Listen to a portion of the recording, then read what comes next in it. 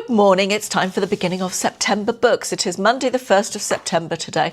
September always feels like a new start, and the fact that the 1st of September falls on a Monday delights my little Virgo heart to the extent I cannot tell you.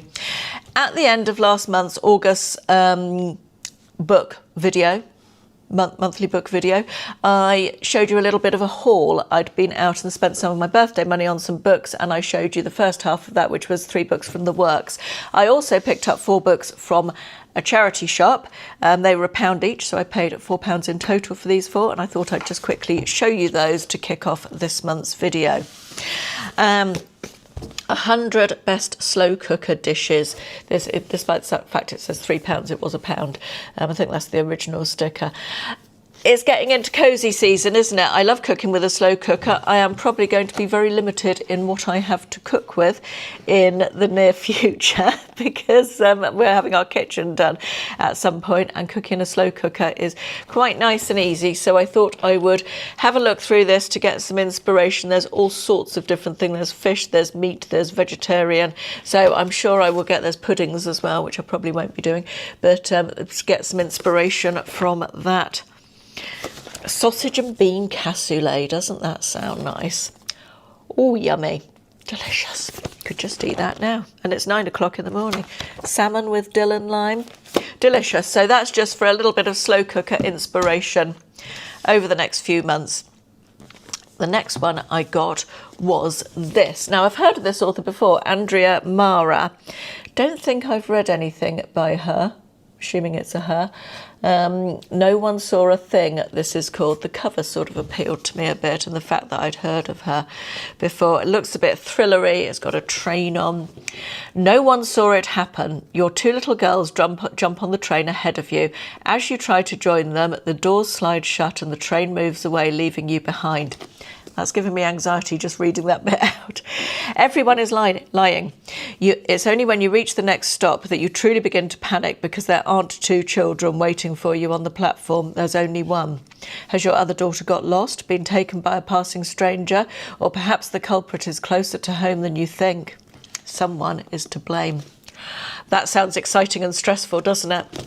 Has the premise of a good thriller, that one, so I will enjoy that. Then next one I got was, I love Nigel Slater's books. I started reading his Christmas book last year and didn't get fully through it. I wanted to read it over the Christmas months, November, December. And I didn't get through it because we went away. But this is called Toast, and this says the story of a boy's hunger. It says Toast is Nigel Slater's award-winning story of a childhood remembered through food, whether relating his mother's ritual of burning the toast, his father's dreaded Boxing Day stew, or such culinary highlights of the day as Arctic roll and grilled grapefruit. This remarkable memoir vividly recreates daily life in 60s suburban England. So a little bit vintage, a little bit nostalgic, food, a little bit autobiographical. I like the way he writes. I thought, absolutely, why not? Sounds like a good read. Final book I chose was The Daughter's Tale. This appears to be brand new, nothing broken on the spine at all. It looks absolutely pristine. And the little blurb on the top, just let me remove this sticker so I can, come on. Based on a true story, one family's fight to survive Nazi Germany. So it's a war story. That's the front cover. Obviously, France. I say obviously France because there's 2 people wearing berets. 80-year-old Elise Duval is visited by a stranger bearing a box of letters. A French Catholic who arrived in New York after the Second World War, Elise is shocked to discover that the letters are from her own mother. As they spark memories that she has spent a lifetime trying to forget, 7 decades of secrets begin to unravel. Berlin, 1939. The dreams that Amanda Sternberg and her husband Julius have for their daughters are shattered when the Nazis descend on Berlin, burning down their beloved bookshop and sending Julius to a concentration camp. Desperate to save her children, Amanda flees towards the south of France and is forced to make an impossible choice. Based on true events, The Daughter's Tale chronicles one of the most harrowing atrocities of the Second World War. Heartbreaking and immersive, it's beautifully crafted story of love, survival and hope against all odds. Thought that sounded absolutely up my street. I love a World War II novel, and although the writing is quite small in this, I will enjoy this, I hope. It's not unbearably too small, but it's smaller than I generally find comfortable. But we'll give it a go anyway. So that's my little book haul for the beginning of this video, and I'll be back with some reviews. Okay, I'm back. It's the same day. I forgot it was the 1st of September, and there will be 99p Kindle bargains today. They always change at the beginning of the month. So I have bought one from my wish list so far. It's only 19 minutes past 10 in the morning, so this could change. And it is called Show Me Where It Hurts by Claire Gleeson. It's a debut novel by an Irish author, and it says, how do you survive the unsurvivable? Rachel lives with her husband Tom and their 2 children. It's the ordinary family life she always thought she'd have. All of that changes in an instant when Tom runs the family car off the road, seeking to end his own life and take his wife and children with him. Rachel is left to pore over the wreckage to try and understand what happened, to find a way to go on living afterwards. What emerges is a snapshot of what it's like to live alongside someone who is suffering, how you keep yourself afloat when the person you love is drowning, and how you survive irreparable loss. Impossible to turn away from, Show Me Where It Hurts is a compelling, heartbreaking, and ultimately life-affirming story of recovery and unexpected hope.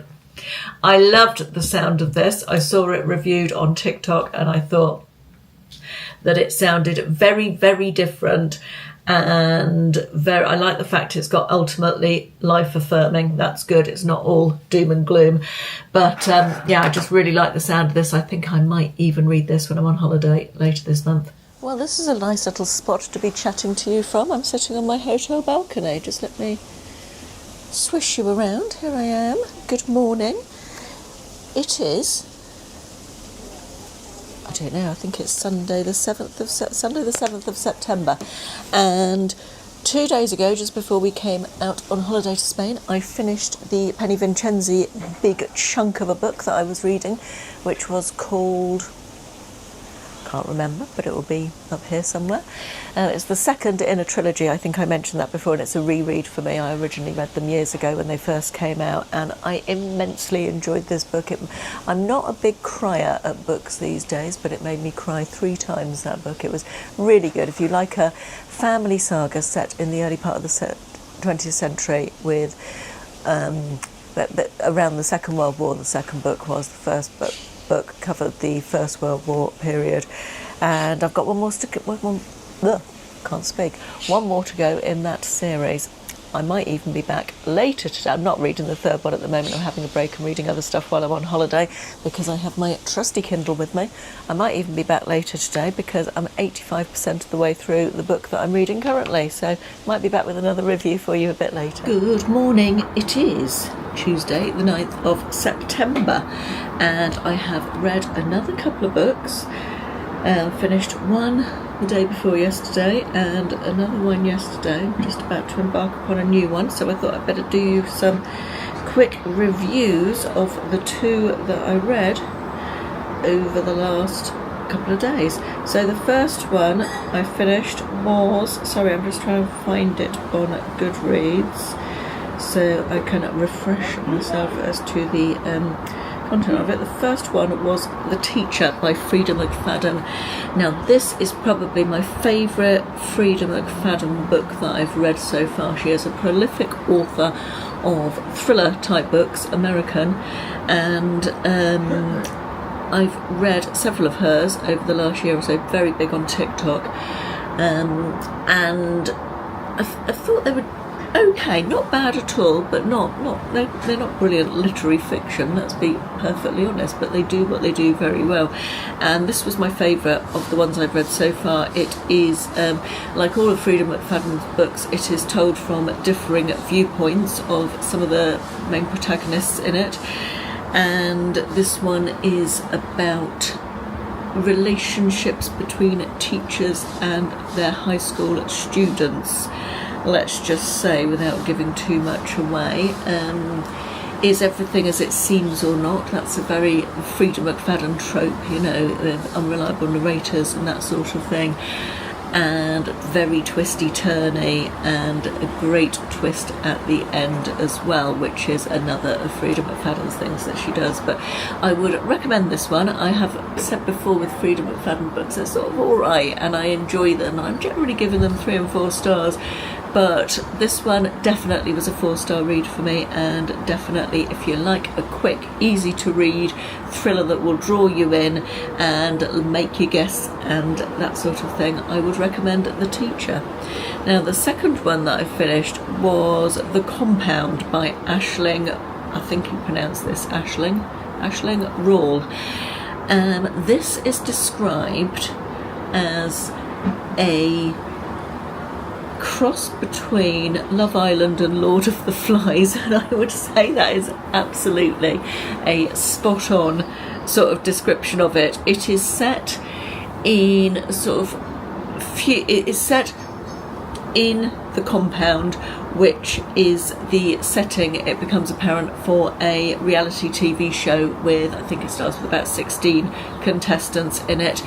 And the setting, the world itself, the wider world itself, is some sort of near future dystopia, slightly dystopian world where it is never quite explained clearly, but life is not great, and so some sort of climate crisis, that's me guessing, has befallen the world, I think, and some other sort of political and economic unrest, I think. And yeah, they are in this sort of reality TV series, and it becomes quite dark and quite thought-provoking. And I think there are many levels you can read this novel on. You can read it just very much as it is, or it can make you think a little bit more deeply. And I found it very engaging, very different, and again, it was an easy read. But yeah, made you think about human nature and about the world we live in and how the world is changing. And yeah, it was a good read. I would recommend this one as well. I gave it 4 stars. Yeah, very, very thought-provoking and entertaining. Right, I now need to go and find out what my next read is going to be. Good morning. It is, don't know what the date is. It must be, we got back 14th of September. As you can see, I am back from holiday, and I'm sitting outside the range waiting for Ashley, who's gone to buy some wire to do some DIY electrical job, something to do with the lights in the lounge. We've been to B&Q, and just as he got into the store, the fire alarm went off and they evacuated the store, so we thought we'd try the range to see if they've got what he needs here. So I'm sitting waiting for him outside. It's so cold, it's 9 degrees. Anyway, we're here to do some book reviews. I read 2 more books while I was on holiday, and the first was one of my favourite reads of this year. It's called Dear Mrs. Bird by the author A.J. Pierce, who I'd never heard of before, but it was absolutely brilliant. It was so different and so good. I'd highly recommend this to almost anybody. Set in World War II in London during the Blitz, and it centres around Emmy, who is a girl in her 20s, or a woman in her 20s, who lives in London with her best friend Bunty. And she has always dreamt of being a war correspondent, and she gets a interview for a job with a magazine, and she gets the job, but it turns out not to be quite what she was expecting, and she gets involved in writing answers to the problem page, you know, when readers write in with questions. And it is just such a lovely book. It has wonderful characters who are so well written. It is full of that Blitz spirit of getting on with things and making the best of things, and it's got so much heart and soul, this book. I absolutely loved it. Imagine my delight when I subsequently discovered, having read it, that there are 3 more in the series, and I've managed to get the second one in a bundle on Vinted, so looking forward to that arriving. I'll obviously show you a little haul when that arrives, because I've got a few other books with that as well. But yeah, highly recommend. I gave it 5 stars, and I'm going to be recommending this book to everybody I know who likes reading because I think it's just brilliant. Sadly, the same can't be said about the last book I read on holiday, which was, I think it's called It's Always the Husband by the author C.L. Taylor. Now, I have read a lot of C.L. Taylor's books. She I think it's a she, writes psychological thrillers, and I've enjoyed the majority. I've enjoyed everything I've written by her, some more than others, but this really was scraping the barrel.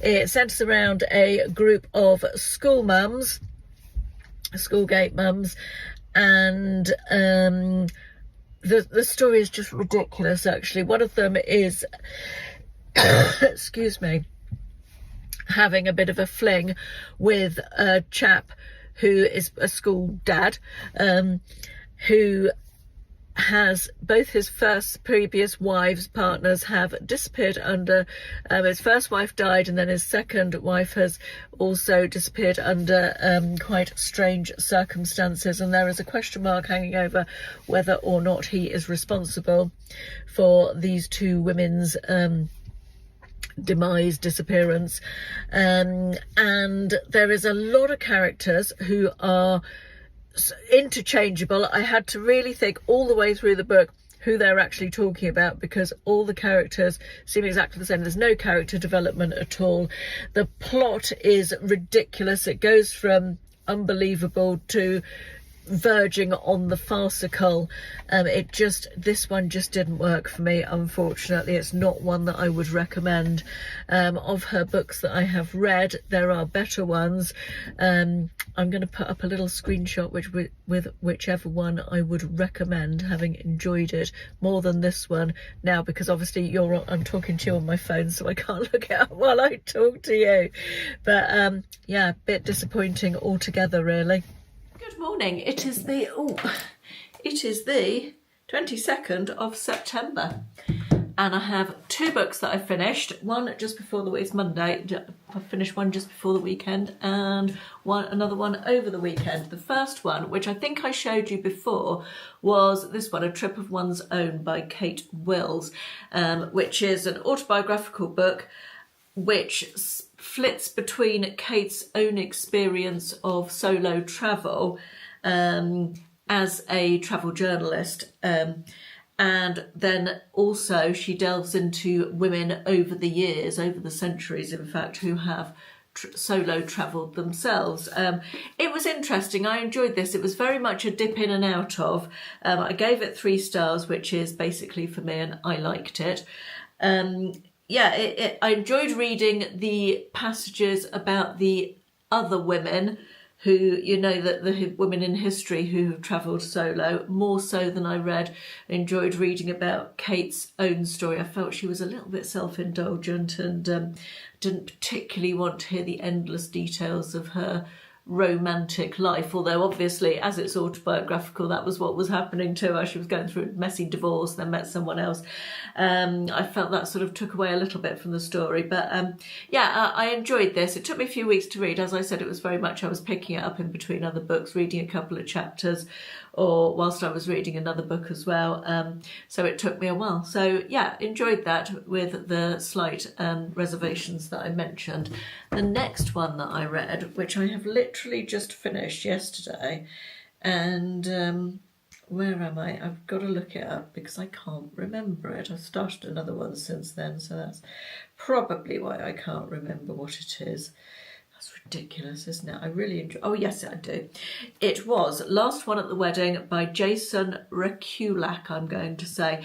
Now, last year I read Jason Rekulak's book Hidden Pictures, which was a sort of supernatural thriller type thing, and I really enjoyed it. Supernatural is not a genre that I naturally sort of head towards. Sorry, I'm feeling like I'm too high up out of shot there. Supernatural is not a genre that I head towards generally, but because there was this sort of thriller aspect, I went for it, and I really enjoyed it. I recommended it to Ashley. It ended up being a 5-star read for me, that one. So I was looking forward to this one, The Last One at the Wedding, by the same author. I devoured this one in a couple of days as well. I gave it 4 stars. It starts out with a guy called Frank getting a call from his daughter, a phone call from his grown-up daughter, Maggie, who he hasn't spoken to, it transpires, for 3 years. There has been some estrangement between them, which you don't get the details of until later in the book. And she tells him that she is getting married and she would like him to come to the wedding, and invites him to Boston, where she lives, to meet her new intended husband. And Frank is delighted that she's got back in touch, and goes to Boston to meet the fiancé, and it transpires that his daughter lives in this penthouse, this absolutely palatial penthouse with this intended husband. And Frank is very surprised by this, because as far as he knew, his daughter had a pretty good graduate job, but nothing exciting. And he meets the husband and he feels that something is not right.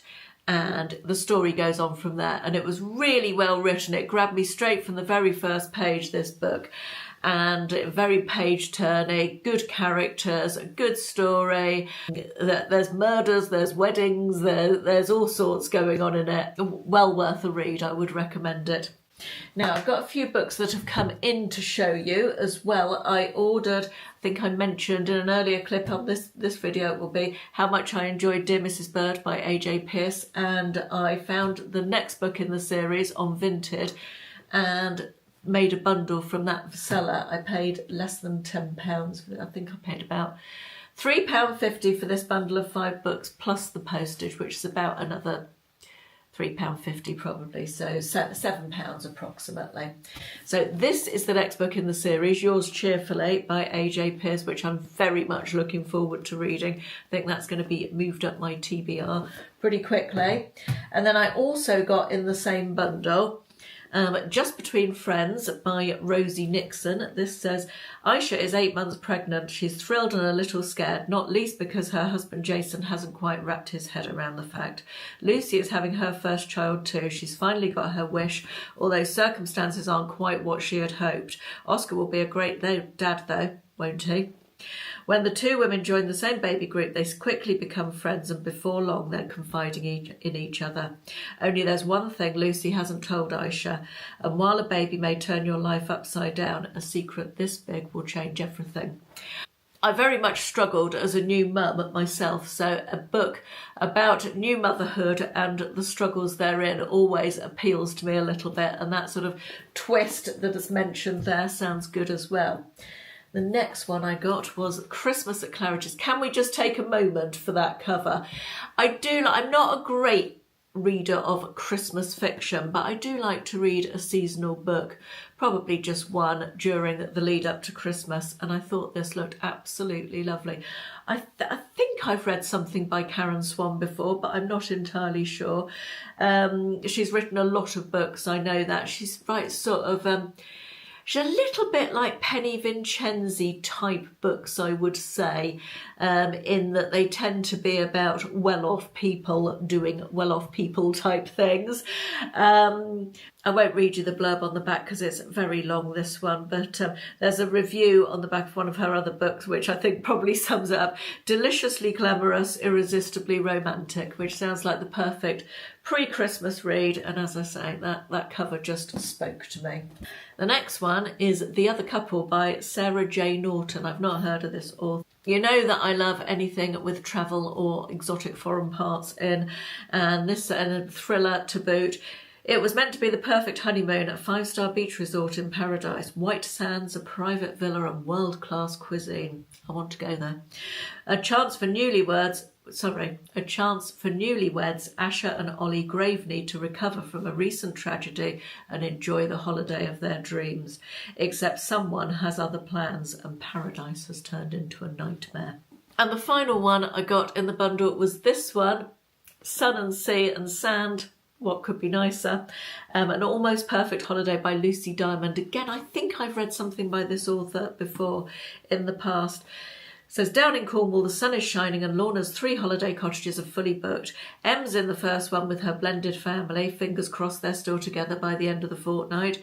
Maggie's next door with her bolshy teenage daughter, hoping that some sea air and sunshine will reunite them. And then Olivia arrives in need of sanctuary, only to be confronted with memories from the past and secrets that have been buried for too long. Everyone longs for a sunny escape, but will this summer holiday be too hot to handle? It sounds light and fluffy and easy to read, and I'm absolutely here for that sometimes. Sometimes that's just the sort of thing that I fancy reading, so looking forward to that as well. So another nice pile of books there. I also just quickly wanted to mention this, which is the Winter Reading Challenge, which is being hosted by What Victoria Read. That's the name of her channel on YouTube. I enjoy her videos, even though we don't always like the same genres of books. And she did a summer reading challenge, which her viewers really enjoyed. And she's now started this winter reading challenge, which starts from the 1st of October to the 31st of December. And each of these white squares is a different topic, I guess you'd say. So I'll give you just some of them. Continue a series. Green or red on the cover, non-fiction, short book, less than 250 pages, cold word in the title, so anything with like snow or I guess Christmas, that's quite a cold word, isn't it? Christmas is cold unless you're in Australia. Reread, even page count. It's just a little way of gamifying, I think Victoria calls it, which is a good word, gamifying your reading a little bit. So I'm just going to pop this on my notice board, and when I finish a book I'll see if it corresponds with any of these categories and cross it off if so. I just thought it was a bit of fun. So if you want, you can download the printout if you like.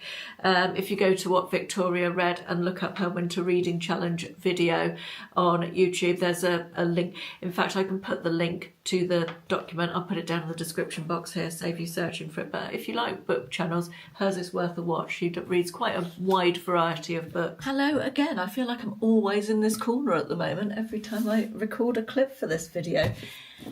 We're going to talk about this book today, which I have DNF'd, not finished. I stopped at page 145 or something like that. It's one of the ones that came in my recent Vinted book haul. And the back sounded so good. It sounded so exciting. Imagine your doorbell rings in the middle of the night. You open the door to the police. With them is your husband's 11-year-old love child, a daughter you never knew he had. Her mother has been found dead in their South London flat. She has nowhere else to go. Would you take her in? Well, spoiler alert, they do take her in. The husband claims not to have known anything about her. Things go wrong from there. But my main issue with this book was that, not that it was badly written, was that the characters did such unbelievable things, or didn't do such unbelievable things. If the police turned up at your house at night, in the middle of the night, with a kiddie that you had no idea about, never met her before, well, would they want her to stay with you? Is that even a real thing? And B, wouldn't you question whether or not she was your daughter? C, would you then, if her behaviour became a bit odd, and that's a bit of a spoiler, just accept the fact she was going to stay with you? Would you I mean, there is never a conversation between this husband and wife in the first 145 pages of this book. You know, an honest conversation about what's going on. They just have this girl live with them, and they don't seem to. I mean, I know in that position, if that was me, I would have a lot of questions that would need answering. And yeah, it was just, the behaviour of the characters was unbelievable, and because it was so unbelievable, I just couldn't get on with it. And it was readable, you know, I was turning the pages, I wasn't hating it. But I just got to page 145 at about 2 o'clock this morning because I was wide awake and having insomnia as usual. And I thought, do I want to waste any more time on this book? I actually don't. So I stopped reading it. I gave it 2 stars because it was readable but there's plenty more books in the sea, as they say. Do not recommend. Sorry, I just realised I've done that whole review without having said the name and author of the book for anyone who is visually impaired. It is called Give Me the Child by Mel McGrath.